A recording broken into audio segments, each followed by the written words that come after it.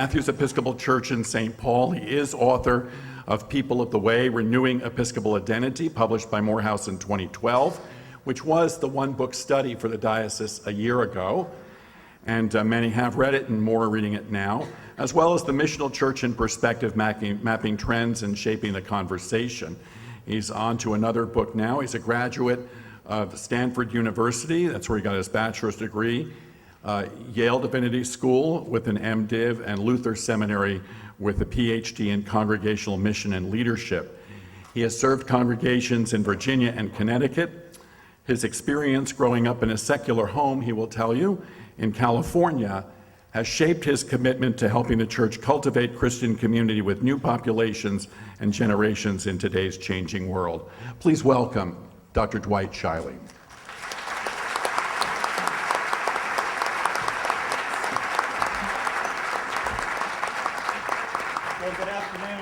Good afternoon. I apologize if I have brought cold weather from Minnesota. You can't hear me. Can you hear me now? Are we good? Are we good here? All right. Not yet. I'll go. All right, I've got a mobile, but let's try. Put it up higher, maybe. Can you put it up higher, the mobile? Okay. Now you can hear me. So, but this weather feels warm from where I'm coming from, where yesterday it didn't get above 0. Now,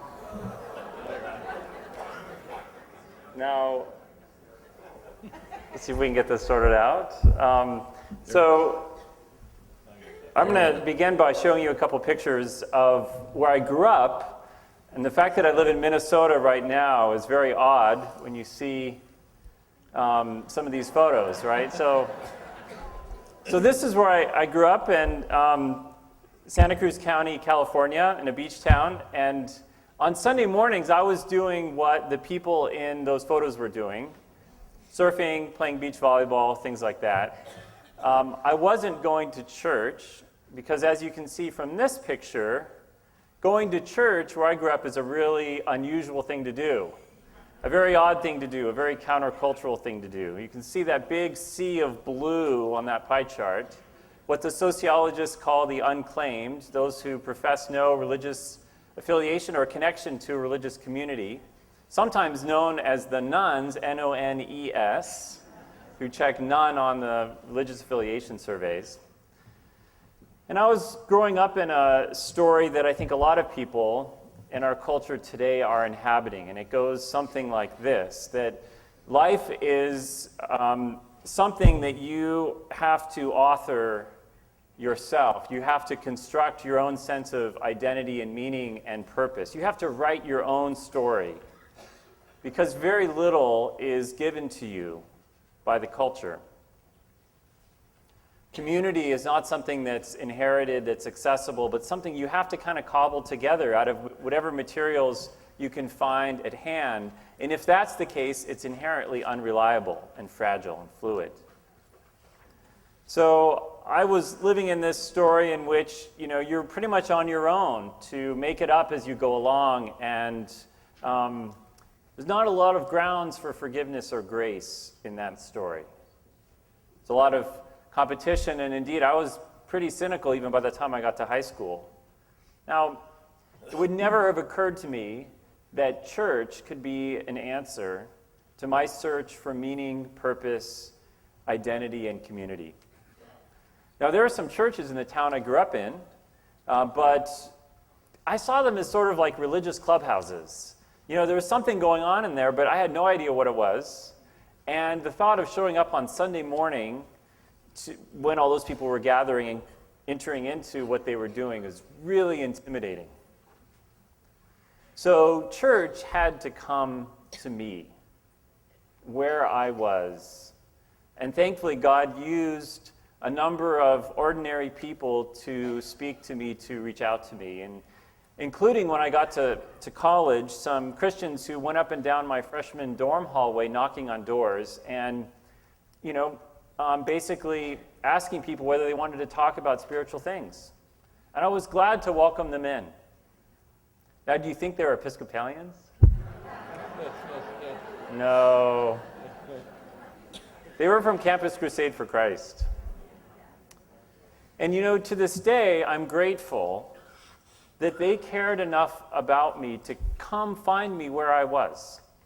And when they did, they didn't make any assumptions about what I knew. They didn't assume that I knew anything about the Bible or how to pray or what the Christian life was like, because I really didn't. They started from the basics.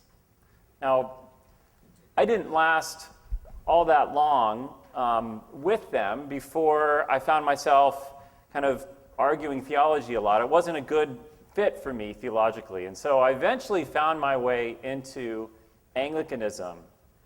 And when I did, in the Episcopal Church, I found a place that answered a lot of the deep yearnings that I had, a tradition in which you don't actually have to make it all up yourself. You're an inheritor of the wisdom of generations, common prayer. And you enter into a community that's expansive, that draws from the breadth of Christian tradition and practice over the centuries, and that has space to contain lots of questions, lots of expressions, and lots of ways of understanding and interpreting the Christian life. Now, I tell my story just to locate myself in the conversation around what it means to be Episcopalian today. Because I think that we as the Episcopal Church are facing something of an identity crisis. This was stated by the House of Deputies Committee on the State of the Church in 2007 when they asked, who are we? What does it mean to be an Episcopalian? Now, I don't know about you, but I wish I had $1 for every time I'd heard Episcopalians describe our church by what we are not. Right? You know this. We're not Roman Catholic. Okay. We're not fundamentalist. Okay, sure, all right. Well, what are we? Can we say something positive about who we are? For as this statement indicates, if we're unclear about our strengths, our giftedness, our identity, it's hard for us to lead. It's hard for us to share the gifts that we've been entrusted with by God. Now, this is an identity crisis that's relatively new because for much of our history, we lived in a sense of identity that I want to call the establishment legacy. And that's in part because in the colonial period, of course, we were the established church in parts of the colonies, southern and mid-Atlantic colonies. And so, we were part of the Church of England, and when the American Revolution happened, we went from being the established church to the church of the establishment. Baptists and Methodists came along and lured away a lot of the middle and lower classes, and we, to this day, are the Christian group in America with the highest socioeconomic status.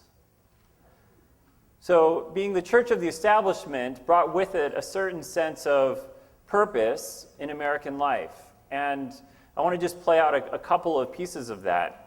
The first is what emerged in the 19th century as the national church ideal, the idea that we could be a kind of informal umbrella church, a national church for America, because we combine three things that no other tradition had altogether in their church. And that is that we had Reformed faith, we were Protestant, we had apostolic church order, bishops in historic succession, and we had democratic governance, right? All great things and all together. And so we could kind of gather the other churches sort of under our wings. Now, I'm not sure if we ever asked the other churches what they thought about this.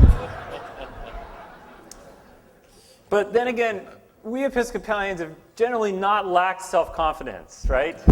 So, as an example of that, we built the Washington National Cathedral. Picture of it there, right? Now, I teach in a Lutheran seminary. I love our Lutheran sisters and brothers. They're great fun to be with. And but one of the things about Lutherans, is if you've ever listened to Garrison Keillor, who's an Episcopalian, by the way, Lutherans tend to be self-deprecating, right? And so Lutherans would never build the National Cathedral, right? In fact, do you know that Lutherans do more social service work than any other religious group in America? No, probably not. Neither do most Lutherans, right? So that's not our problem. Our problem is tended to be we can be a little grander in our view of ourselves, right? So we had this idea we would be the national church, and along with being this establishment church, we've been accustomed to doing mission as benefactors, meaning doing benevolence, doing charity, giving out of excess to help those in need. And we've done a lot of great ministry that way. We've done a lot of great service to the needy in our communities. There's something about that, though, that is also a kind of a limited way to understand mission. Jesus has this encounter with his disciples in Luke chapter 22, where he challenges them on this way of understanding power, right, about being benefactors. You recall this story happens kind of towards the end of the gospel, and they've been with him for like 3 years, and they're quarreling about which one of them is to be the greatest. So maybe there's hope for us in terms of, when we kind of mistake what Jesus was about. But he says to them, like the kings of the Gentiles, the Greek and Roman rulers and the emperor and all those people, they lord over their people. Those in authority are called benefactors, right? And in the ancient world, benefactors would do great things. Probably we call them philanthropists today. I mean, they would do a big public work or build a building, and sometimes their names would be on it, just like today, right? Benefactors, right? And they would gain glory for doing it, but they would still be in charge, right? They'd still be in power. And Jesus says, not so with you. Rather, the greatest among you must become like the youngest, the leader like one who serves. And then, of course, he washes their feet, taking the form and the role of a slave, a servant, saying that there's something about the relationships of power here in Jesus' ministry that flip around, that reverse what so often happens in the world. When we're benefactors, again, we can do good things as benefactors. We get to be in charge, right? So how about that establishment world? How's that going for us? Well, the establishment world brings with it some assumptions that we probably don't talk about that often, but one of them is simply that if you want to meet God, where do you go? To church, right? Meaning to a dedicated, consecrated building where there are people who are kind of consecrated people, right? Wearing these things who hang out and do holy stuff. Supposedly, right? And you assume that people know what church is, right? And if you're looking for a church, where to find it or what kind of church is the appropriate church to find. And you can hang out a sign like this one, right? Episcopal Church welcomes you in your neighborhood, and assume that it's intelligible to people. Now, I can tell you, if there were any signs in my hometown, I don't ever remember seeing one of those, that would have been baffling to me. What's that kind of insignia? Is it like a club, signal, or is it a military shield? It would have been totally baffling. Episcopal, what? Establishment. Now, I'm all for being welcoming. I mean, the alternative is much worse, right? And yet, we wait in our churches to welcome people, right? Because we assume they know who we are, what we're up to, and they'll find us, right? Or at least the right people will find us. And when they come, we can focus on making them members of our church. We hand them a pledge card, things like that, right? We don't have to worry first about how do we make them Christians, right? How do we actually teach them the biblical story?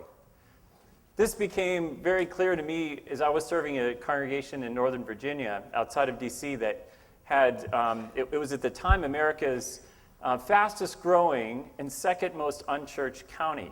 So there were all these people moving in, disconnected, often coming without any church backgrounds, and they were coming to this church, which was great. And I was doing a new member class, and that was one of my responsibilities. And, I started out by telling them about St. David's Episcopal Church. And then I saw these kind of glazed looks, and I realized I needed to back way up. And let's say, who is God? Right? Who is Jesus? Now, one of the other pieces of the establishment assumption is that that we invite people into the established life of our congregations, our way of doing things, culturally, rather than claiming something really deep in our tradition, which is the vernacular idea, the idea over which the Reformation was fought, which was that the worship and the life of the church should be in the language and culture of the people, right? You shouldn't have to cross a cultural barrier in order to become a Christian or learn a foreign language in order to be able to worship God. You should be able to worship in your native language. That's what Pentecost is about, right? And yet, somehow that hasn't always been claimed deeply by us. Even though the Book of Common Prayer is one of the greatest examples of that vernacular principle in Christian history. Common prayer, right? Thomas Cranmer was rendering worship in the language of 16th century England, brilliantly, richly. If you were to show up in some of our churches today and find us using some of that same language, I think he might be a little puzzled, right? As beautiful as it is, because it's not the language we speak, and it's not the language that many of our neighbors speak. So one of the questions is always, are we inviting people to church and then forcing them to leave their native culture? Which is probably would have happened if I had actually gone to some of the churches in my hometown. I would have had to leave my native culture in order to enter into the kind of churchy culture that was there, and it would have been quite baffling to me. So this establishment has many forms, and there's lots of ways in which disestablishment is continuing to happen. Cultural Christianity that kind of propped up and supported Christian formation and practice and belonging is quickly eroding, as I'll say more about in a minute. And the church's public voice is no longer privileged in the way that it once was. There are many voices, and we should continue to have as strong a public voice as we can. But just because the church speaks doesn't mean that people are going to pay attention, especially when what the wider society has heard about the church in the last decade has been one scandal or moral failing after another. So the picture that is up there is, of course, of Washington National Cathedral after the earthquake, a poignant symbol of that great representative of the national church establishment ideal being shaken to its foundations. So climate change is what I want to just talk with you about for a moment. Changes in the religious climate in American life. Now, it's important to distinguish climate from weather, right? So even though this year we still have global warming going on globally, come to where I live, and it sure doesn't feel like it, let me tell you, right? The weather can be different in different contexts in different places. It can be more favorable or unfavorable. And yet the bigger trends about religious participation and belonging in American life are decidedly shifting. And here are some ways in which we might understand that. The first is that we used to have in American society, particularly with the World War II generation, in older generations, a culture of duty and obligation, citizenship, participation, where it meant something to belong to church or to another kind of civic organization, volunteering and sacrificial giving, and all of those things are just kind of built into the culture. And you could tell people, you should tithe, and they actually tithe. Baby boomers and younger, you should tithe. Why should I tithe? How will it help me make meaning out of my life? How will it be fulfilling to me, right? We live now in a culture of discretion for younger generations, of choice, amidst the collapse and disintegration of a lot of inherited structures for community, meaning, identity, and purpose.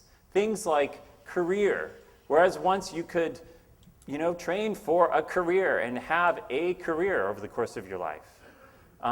For most young people growing up today, that's unimaginable. You're going to have many different jobs. Who knows how they're going to relate together? Neighborhood, settled geographical space where people knew each other and grew up together over generations with extended family. That is a very elusive thing in today's world. So choice. And amidst all this, we again have to write our own stories, is what the culture says. Our identities, our sense of self, is kind of a project that we work on over the course of our lives. So I think the archetypal gesture of contemporary culture in America is the selfie, right? Selfie is when you take a photo of yourself with your cell phone, right? It's very self-referential, and because you take it not just to have it, you take it to post it online, on Facebook or Instagram. You're endlessly revising the sense of who you are. Because again, you're not inheriting a story in which you find your sense of self. You're having to write it along the way, which means it's fragile and fluid and changing. Now, of course, marketers are quite astute about this, and they've stepped in and said quite explicitly, well, if other organizations like family and church used to help give people a sense of identity and belonging, we can do it for you now. So think for a minute about advertisements. Advertisements used to try to convince you that their product was better, right? Faster, cleaner, whiter, whatever, right? If you watch a Nike commercial, they never show the shoes. What they're doing is selling a myth of transcendence, performance, belonging, right? Apple, it's about joining this tribe, right? This hip and kind of countercultural tribe. So the sense of who we are now is being shaped by what we buy, what we acquire, what we wear, and what we post about ourselves, what we like on Facebook. Now, there's been a huge study done about the religious beliefs and practices of young adults in America. Thousands of surveys and hundreds of interviews. And it's very interesting what they found when they asked these teenagers what they believed. And the interesting thing is that most of the teenagers were not actually very rebellious with respect to their religious affiliation. They pretty much said, yeah, I'm Christian like my parents are, or, Jewish or whatever. But when they started to ask them, well, who's God to you? They found this odd thing. They found that there's another faith that has colonized Christianity and other religions in American life today. And what they call it is moralistic therapeutic deism. This is what the scholars who did the study call it. And here's its Nicene Creed, if you will. So there's a God, right? It's good. God created the world. God wants people to be nice and fair to each other. That's just basically what all religions teach. And the central goal of life is to be happy and feel good about yourself, right? God's not really involved unless there's a problem, and then, you pray to have God come in and fix it, right? And of course, all good, nice, fair people go to heaven when they die. So this is kind of, I think, what God looks like to Americans, right? So now I know I'm among Episcopalians, because those of you who don't watch the show Downton Abbey, if there are any in this room who don't, right? That's Carson the butler, right? And I think the Episcopal Church is a bit like Downton Abbey, right? It's just sort of wonderful old buildings and lots of just, glorious antiques. And the whole thing is just this rich kind of aesthetic feast, but, the finances aren't really kind of sustainable. We know the world is changing, and, we're not sure how long it's all going to last, right? But, Carson is kind of the moral anchor, right? I mean, he's the shoulder to cry on. He's the one who orders the life of the household and, sorts things out. And he's also not really involved in the picture very often. I mean, he's kind of in the background. You don't want your butler to be, always hovering over or interfering with things. You want to be able to sort of ring a bell or, snap your fingers, and Carson comes in and fixes it for you, right? This is sort of what American culture has turned God into. This distant, rather benevolent, but kind of irrelevant, figure who most of the time isn't that involved. If I were to ask most of you what your church was like, I suspect many of you would use the metaphor of family. So our church is like a family, right? And I think for many people who have been part of churches, there's a way in which that is true, in the sense that, family, you don't choose your family. I mean, most of you probably chose your churches, but family is something you belong to, and if there's a big family reunion, you show up, even when you may not feel like it. And if someone in the family needs help, you'll help out, and you will, be there to kind of pitch in and do your chores or whatever that's necessary. But I think for a lot of younger people and unchurched people in today's culture, church is more like a restaurant. Looking for whatever's on the menu, right? Whatever spiritual experience might be available that might be gratifying or not, maybe depending on who's preaching or, what's going on. But in a restaurant, no matter how great it is, you don't go back every week, usually. You don't go in the kitchen to wash the dishes. And you certainly don't make a pledge to it, right?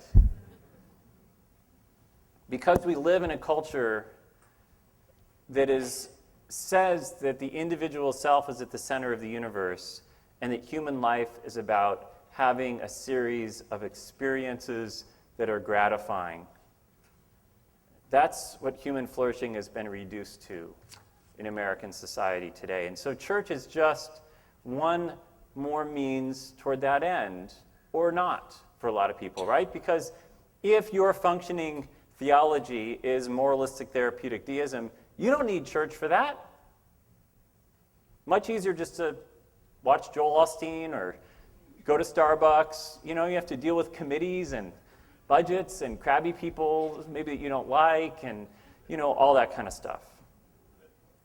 So we have a society in which many people, if they believe in God, which most Americans do believe in God, God's presence and agency are bracketed out from daily life, from how people negotiate the world. And they're not looking for church in the way that they used to, because the cultural supports that used to really prop up the church and church participation are rapidly crumbling. Now, we've tried to respond to this over the last generation through a variety of different ways. We've tried to say, well, let's just get people back if we offer good programming, or if we can market ourselves better, or if we can just entice them by offering religious goods and services that they want. And of course, the church becomes just simply a vendor of religious goods and services to spiritual consumers. And younger people in today's world are interested in Jesus, but they don't want to be marketed at. So that hasn't worked all that well. We've thought, if only we can just do church better, the outcome's going to change. And it's not changing. I want to argue that the primary challenges facing us are theological and spiritual, not programmatic, organizational.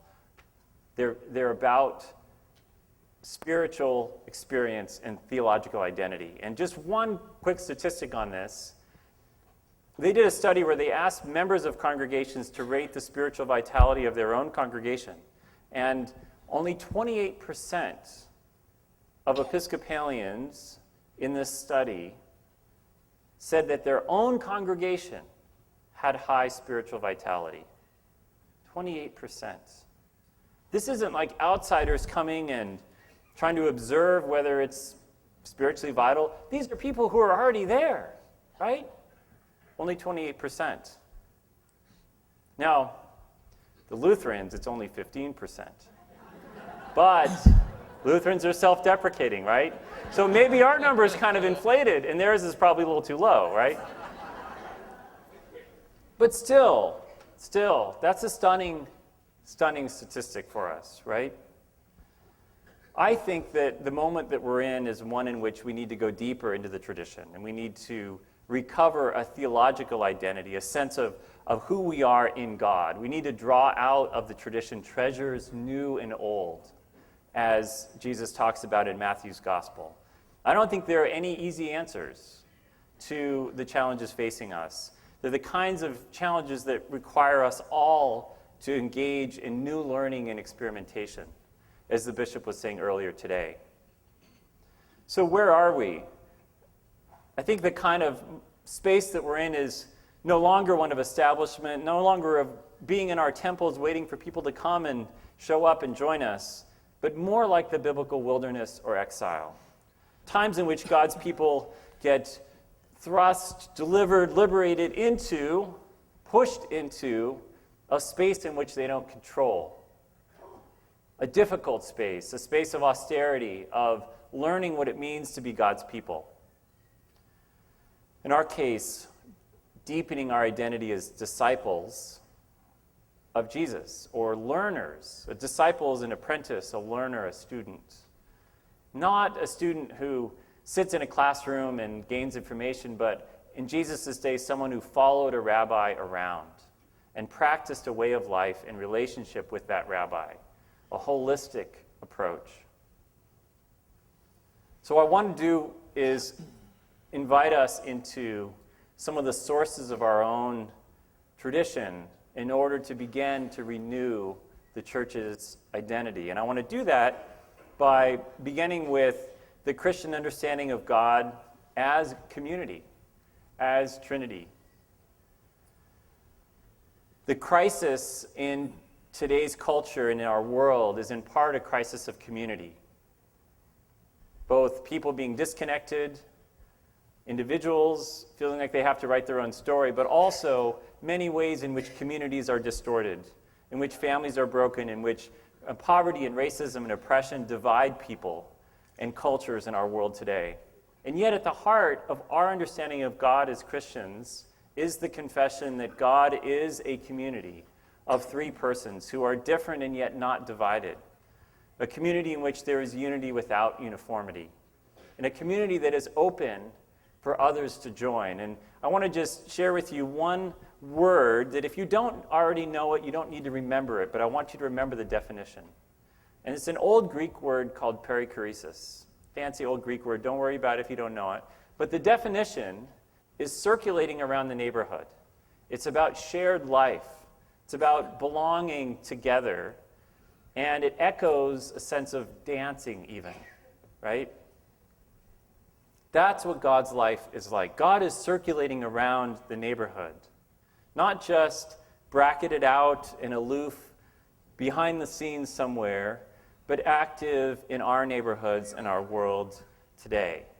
And that God's creative life and communal life overflows so that others may join in. And that's what creation is about, is God creates others to be in community with God. And yet, our stories tell us that deep in our own nature is a tendency to seek our own flourishing apart from others, to seek our own way, to turn our back on God and others, to be independent rather than interdependent, to break relationships.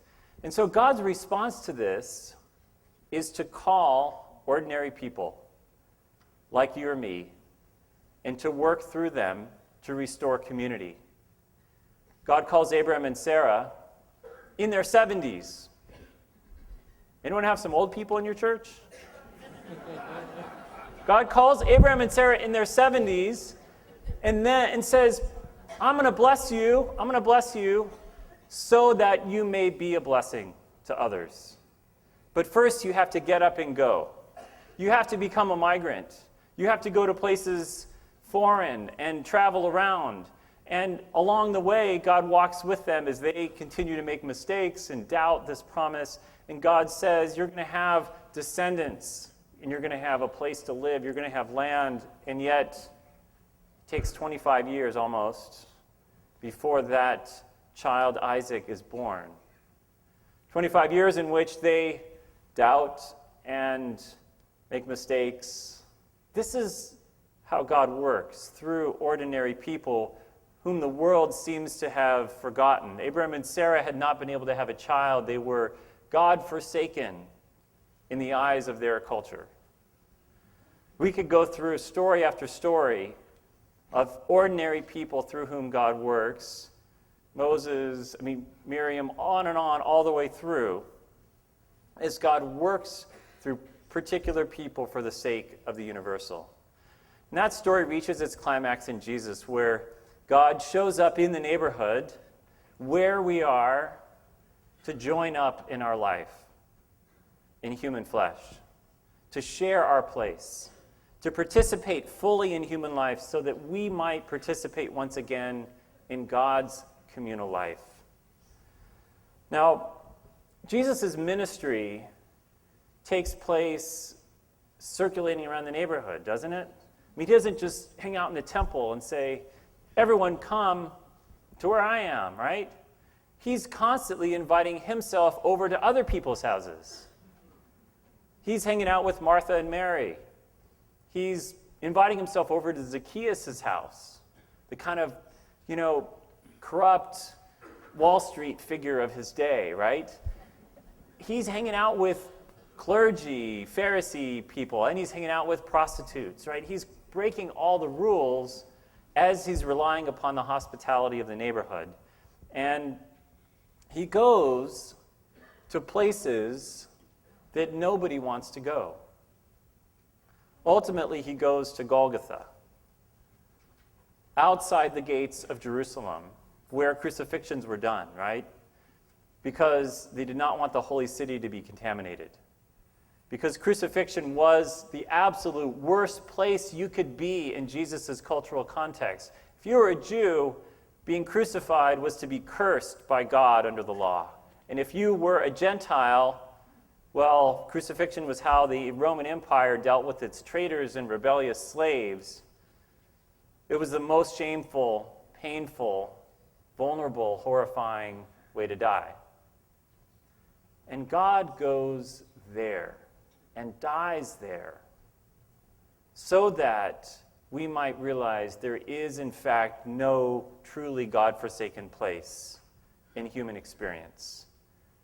God joins up with us there, and Jesus is raised from the dead as a promise that no tyranny, no oppression, no violence will ultimately prevail. Jesus is raised from the dead as a sign of our ultimate restoration of community with God and with all others who share in that promise.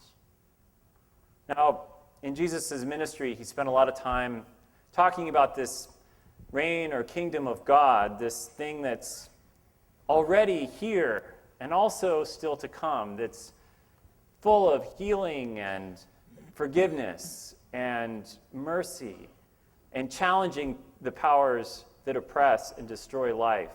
And so many of the healings and the forgiveness that happen in Jesus' ministry, it's about restoring people to right relationships, restoring them back to health and to community. Now, Jesus obviously says a lot about that kingdom of God, but a couple of things I want to just focus on. Jesus never says that we are to go and build the kingdom of God. He says we are to receive, to seek, to enter, to inherit it. It's this gift, this reality that God is bringing into the world, into which we're being invited, into which all people are being invited. And those of us who have received it are to be ambassadors, to share, to invite others, to initiate others into it as a gift. It's hidden sometimes. It shows up where we don't expect it to be. It's precious. So precious that we sell everything we have to possess it. Now, Jesus leaves behind a community of the Holy Spirit called the church, right? The story I've been telling is just another way to say that God is a missionary God, that God's life and love for the world play out through ordinary people like us in history and continue to play out in the present as God continues to circulate around our neighborhoods, even here in New Jersey. And that we, as the church, exist because of what God is doing in the world and has done. In other words, God's mission has a church, right? It's not up to us to figure out what our mission is. Church doesn't have a mission. It's God's mission that has a church to participate in what God is doing in the world, to give witness to that kingdom, that reign that Jesus has brought, to share a vision of abundant life with a world that's deeply broken, in which so many people are living in stories that are so impoverished of meaning and hope and purpose.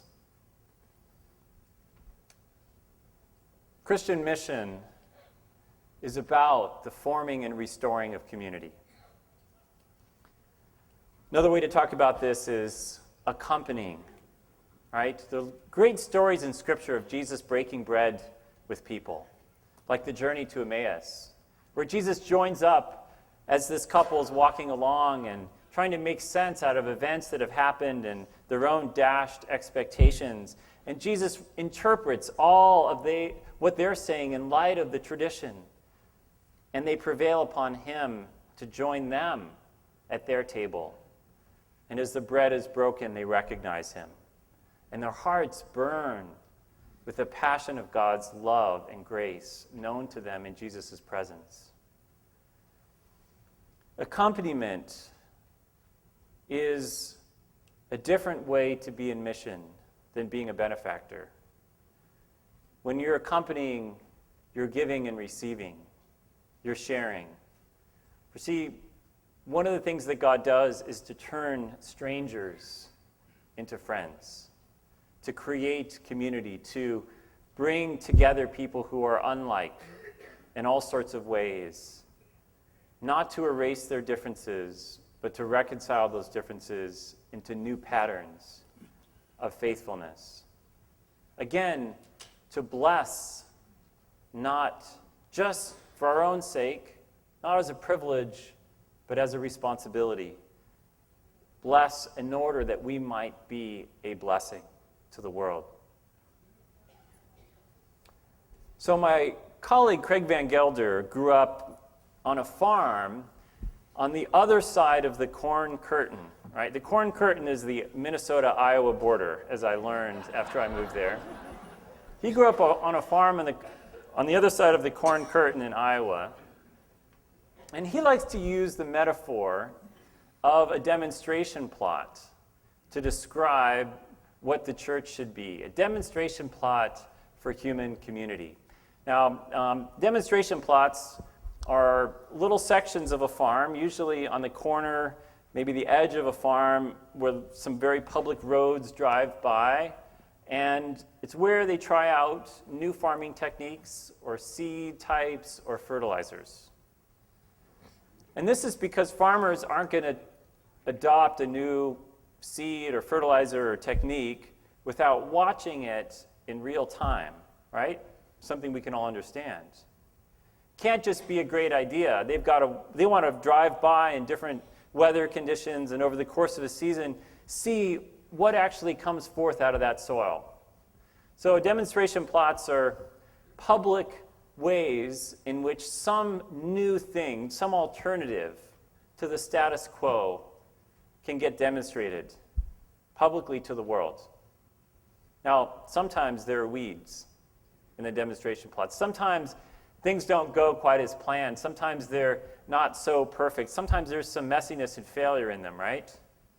And yet, they exist as an embodied alternative. Craig says the church is God's demonstration plot for human community. The only way in which people know of God's forgiveness is through the embodied relational witness of another human being.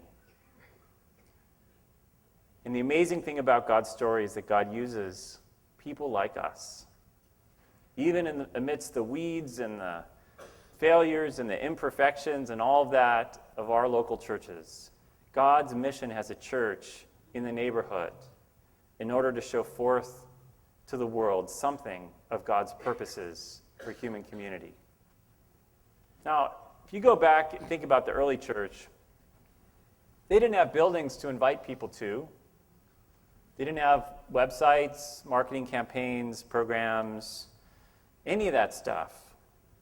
What they had were networks, social networks, just how people were connected, not Facebook social networks, but just people who knew each other, who worked together, who went to the market and saw their relatives and friends and gossiped the good news, gossiped the gospel of Jesus Christ through those ordinary encounters. Daily, ordinary relationships. And the other thing about the early Christian community is that they performed acts of compassion that were public and that became known. So, for instance, it was common practice for unwanted infants, usually girls, to be exposed out to die on hillsides in the ancient world. Christians would rescue those children and raise them. People noticed. And when plagues would come through the claustrophobic and unsanitary ancient cities, everyone would bail, right? Except for those who were too sick or poor to leave, or too old, and the Christians who would stay to take care of them. People noticed. And then when persecutions came, Christians were willing to die rather than renounce that Jesus, not Caesar, was Lord. People noticed. What is worth giving your life for? In a very stratified and class-conscious, hierarchical society, people noticed that the Christian community was one in which slave and free and male and female and Jew and Greek and all cultures came together and had voice. People noticed.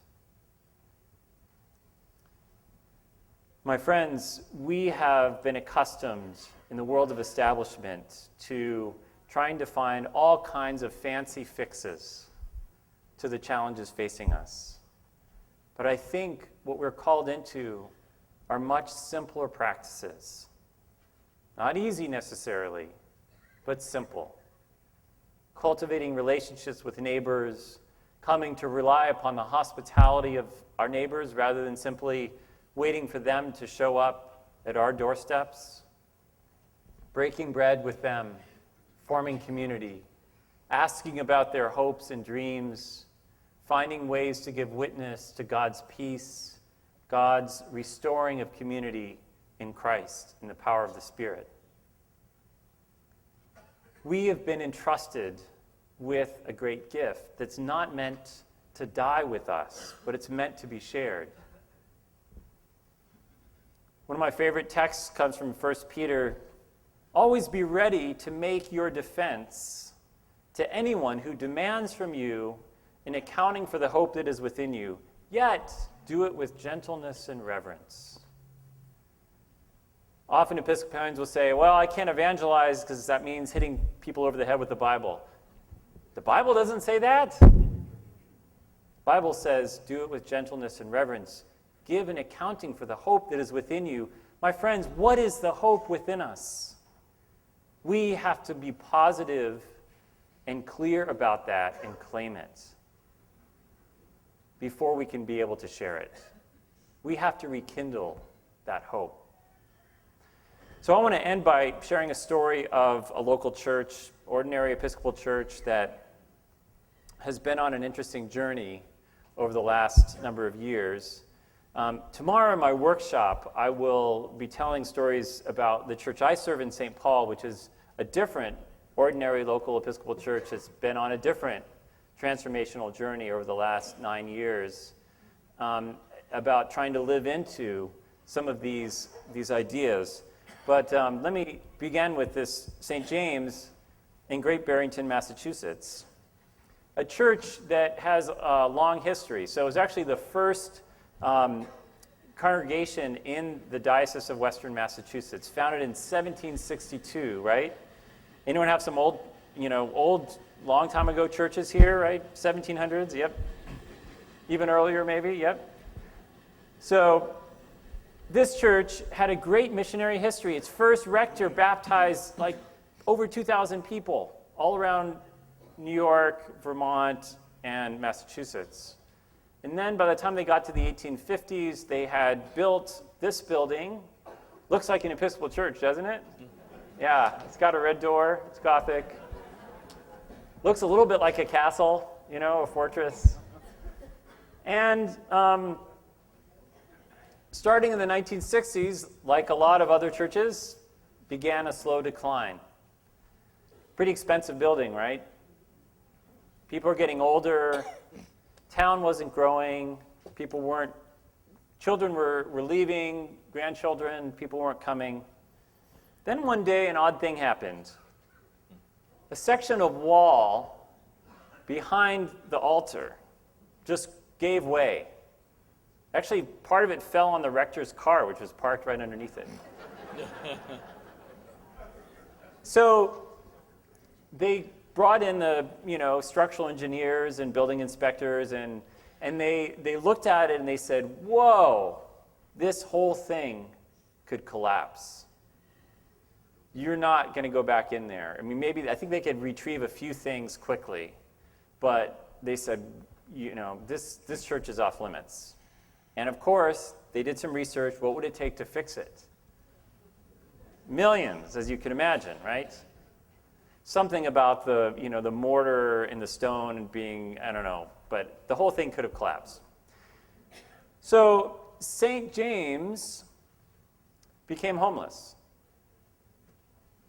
They started to look around to figure out where they might have church, right? And of course, if you had asked them, what's required to have church before the wall fell, they would say, oh, well, our building, our pews, our stained glass, our robed choir, our pipe organ, you fill in the picture, right? All that was gone. So they found, eventually, a brew pub to worship in. The banquet hall of a brew pub. And it's a pretty classy banquet hall. It's a good kind of Episcopal, version, but not owned by a church member or anything, but it was available on Sunday mornings, right? Not a lot going on at a brew pub on a Sunday morning. And so they started to meet there. And you know what? An odd thing happened. They started to grow.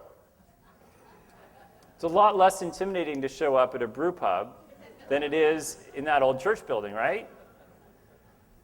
There's another Episcopal church in a town nearby that had proactively sold its building because they knew they couldn't afford it, and they'd sent their rector to find another call. They would never have joined St. James in their old building. You know the dynamics of that, right? When they got to the brew pub, they called them up and said, can we join you? So they are now merged. Neighbors, other strangers and people have been joining them, and the church has been growing. Now, the winter after the wall fell, some of the youth were at a local farm where they were making Advent wreaths. And they were just talking about, wow, wasn't it great to be at this farm? And there was all this land. And they were saying, wouldn't it be great if we had some land where we could grow food and then give some of that food to the hungry in our community?